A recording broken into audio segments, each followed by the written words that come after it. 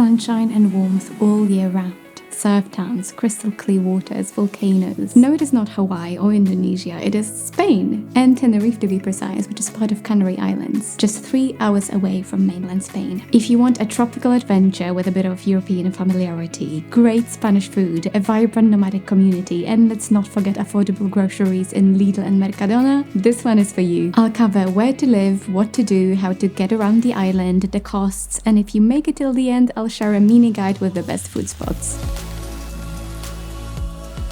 I worked remotely in Tenerife twice already, once between April and June and another time in February. I picked Tenerife whenever I wanted to feel like I'm far away and somewhere exotic, but without actually leaving Europe. And honestly, Tenerife delivered 10 out of 10. Tenerife is located in the Atlantic Ocean opposite northwestern coast of Africa, so the weather is perfect all year round. It's around 30 Celsius degrees in the summer and springtime, and in winter it's between 20-25 degrees. There are significant differences between different regions of the island, but I'll cover that later on. Tenerife is the largest of Canary Islands, which means that there's great variety of landscape, culture and activities. So whatever your vibe, I think the island will offer something to your liking. Tenerife is a paradise for active people. You can do great hikes, including climbing the volcano. You can windsurf and kitesurf in one of the world's most famous spots in El Medano. Whether you are beginner or pro surfer, you can also find great spots. You can freedive, you can swim, and the list just goes on. This island is somewhat cheaper than other tourist hotspots in mainland Spain, and the prices will vary depending on the season, winter being obviously cheaper. And you can make it work on a smaller budget, but it's still Europe level of expenditure, so do account for that. The island is very diverse when it comes to landscape and biodiversity, and from my basic understanding and observation, I think there are at least 3 different microclimates. The north, which has mountains and a few nature parks, is very green and lush. It's quite often overcast and rainy, but it also has this beautiful, mysterious vibe. I really loved it and I would recommend that you go and see it. The east is dry but windy, which is why the World's Championships in windsurfing happen there in El Medano. And then the south, particularly southwest, is very sunny. It has the best weather in the entire island. And this is why I think it's the best place for remote work. It's where I stayed. And not only it has the best weather, it also has the most amenities. So I think it's a great spot, and let me take you there. In the south of Tenerife, where we are right now, there's 3 different towns where you could live. Los Cristianos, Playa, Las Americas, where we are now, and Costa Adeje, in this order. And Playa Las Americas, to me, it's in the middle, and it really feels like the heart of it all, which is why I love it so much. It's definitely the place to be if you want to surf, and especially the street behind me, because you have all the surfing schools there. And the one I picked is called Tenerife Surf Point. They are just at the very top up the stairs. They were really brilliant, like they really detailed. The class is 3 hours, and afterwards they even show you pictures of how you did, and they go through mistakes with you. So I found it very thorough. And now we also very close to the main pedestrian street where you have shops, and also the main beach, Playa Las Americas, where people surf. So I'm actually just about to go and check out the waves, so come with me.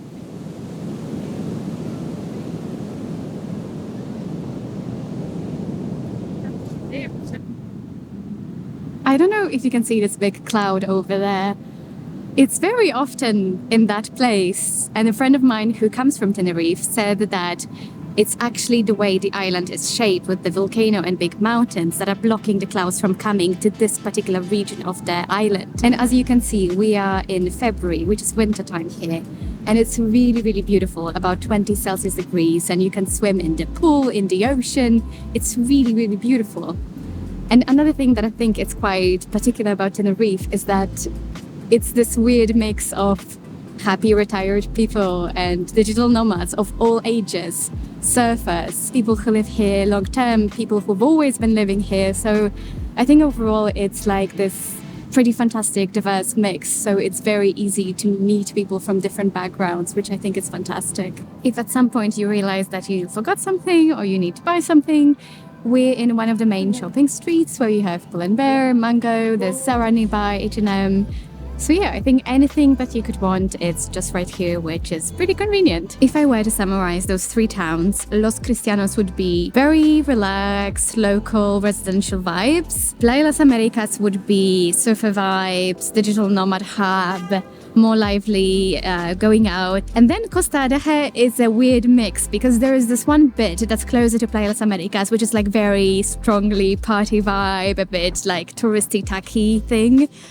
But here, next to this shopping mall, it has very luxurious vibes. There's like Chanel, Dior, Rolex, and so on. So if you're looking for more luxurious vibes, I think you would like it here. Luxury shopping. And me and my flip-flops. I think this is one of the nicest beaches to swim. A lot of the beaches around here are suited for surfing, so it's quite dangerous to swim, but there's two that I really, really love, and this is one of them. All three towns have tons of lovely cafes and bars where you could work. Check out, for instance, Metropolis Cafe in Playa de las Americas. It's really beautiful and it overlooks the ocean. In terms of co-works, there's a lot to choose from. I'm familiar with Zenden. While I was there, they had a day pass for 18 euros, but the cheapest that I could find was called Desk Hub, and I can't give you the exact price because they keep changing them every year depending on the season and so on. But they had this great deal that if you come after 2 p.m, any desks that they still can offer, they were selling them for 10 euros a day. That said, I did most of my work from my Airbnb because the Wi-Fi worked really well, and overall this is my preference, to do my work at home and save some money and spend it on nicer accommodation or a dinner here and there or an activity, but it's totally up to you. If you need a co-work, they're there. I think if you come here, whether for a short amount of time, long amount of time, I would definitely recommend hiring a car. We've been here once in more touristy season, now it's the low season, but the car rental was pretty decently priced, so it wasn't the most expensive option, but it gives you so much flexibility and so much convenience. You can go to Lidl, you can see the entire island, so I would totally recommend it. And in terms of parking, these areas can be quite tricky, but this parking is usually a good, safe bet, especially in the morning and in the evening. We usually have no problem finding a spot around here, and it's just right next to the beach. If getting a car long-term is not an option for you, you could always do it for a week or a couple of days just to see some things around the island. It's so beautiful, it would be a shame not to see it. There are also public buses, and you can buy tickets in person, via app, or buy a transport card, but here I have to say knowing Spanish helps a bit. If you want to know what to see while being in Tenerife, you can hit the subscribe button because this will be the topic of my next video. I feel that it's quite easy to meet people in Tenerife, and I found it particularly useful to join classes. Windsurfing and kitesurfing communities are centered around El Medano, but if you're not going there for these sports particularly, I would recommend to live somewhere else because at least to me it felt a bit isolated. Surfing, on the other hand, is centered in Playa de las Americas, and I already mentioned Surf Point, and I think it's a great place to meet people because the groups are quite big and there's a lot of people who are working there remotely and visiting, so do check them out. There are also a few yoga studios in the area. I went to Moksha in Costa Adeje. They had classes in Spanish and English, some of them in the studio, some of them on the beach. I had a really, really good experience. It was really lovely, so I would be more than happy to recommend it as well. The main costs were, as always, the accommodation and the car, and an entire flat costs between 1,000 to 2,000 euros from Airbnb or Booking. You could get a room that's cheaper, or if you go through local networks, you could also get a good offer, and the car was between 400 to 700 euros per month. If you want to take your digital nomad adventure to the next level, I feel like van is the way. I even saw one on Airbnb that you could rent, so yeah, you can totally live in them. You're very, very close to the beach, and like it's hard to beat the view. There are also big supermarkets such as Lidl and Mercadona, and that makes grocery shopping quite affordable. And obviously there's sports classes, and that's another expenditure if you want to do it. Usually a surfing class is between 30 to 35 euros, and a pack of 10 would be a bit cheaper, between 100 and 120. And here's an interesting thing: if you want to stay in Tenerife for longer than 90 days, you can apply for temporary residency, and that way you could have the prices a bit cheaper. The conditions are a bit different whether you are self-employed or employed locally, so I'll link in the description all the details. Okay, you made it to the best part in my opinion, which is the food! For a great traditional Canarian food and great prices and in a very local vibe, try Bar Restaurante El Cine in Los Cristianos. It's quite easy to overlook, but do look for it. It's really, really worth it, and their octopus is amazing. Another 2 spots in Los Cristianos that I think are worthy of a mention are Pistachio, which is a healthy brunch spot, and Mercado de Pepa, which is a rooftop food court. For even more traditional Canarian food, I would recommend El Gomero in Costa Adeje, and we had to wait a bit for the table, but it was absolutely worth it because it was delicious. While in Tenerife, you should definitely try Barraquito, which is delicious layered coffee with liquor, lemon, and cinnamon. And the best one that I tried was in El Jardín de Abuela, which was also in Adeje. For the best paella that's not a tourist scam, go to El Tejado in Costa Adeje. I mean, the photo just speaks for itself. If you like a good dessert, there's a hidden gem in Playa de San Juan. It's called Pan Pasteleria, and their pastries are just out of this world. If you're in Las Americas and if you want a healthy brunch, breakfast, lunch, I would recommend Flo's. It was my favorite. And if you wanted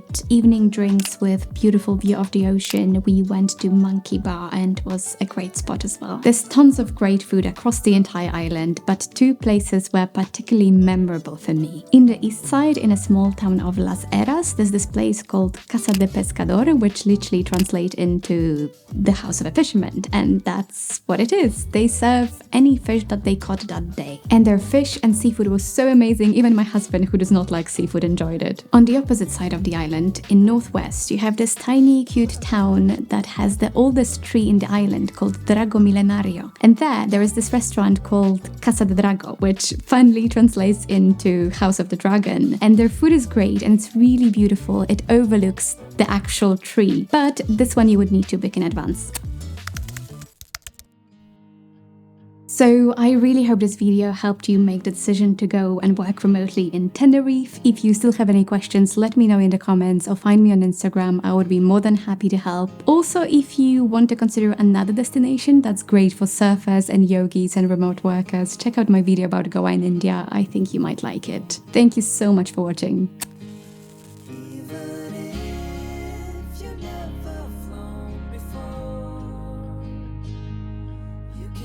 Take a chance and try once more.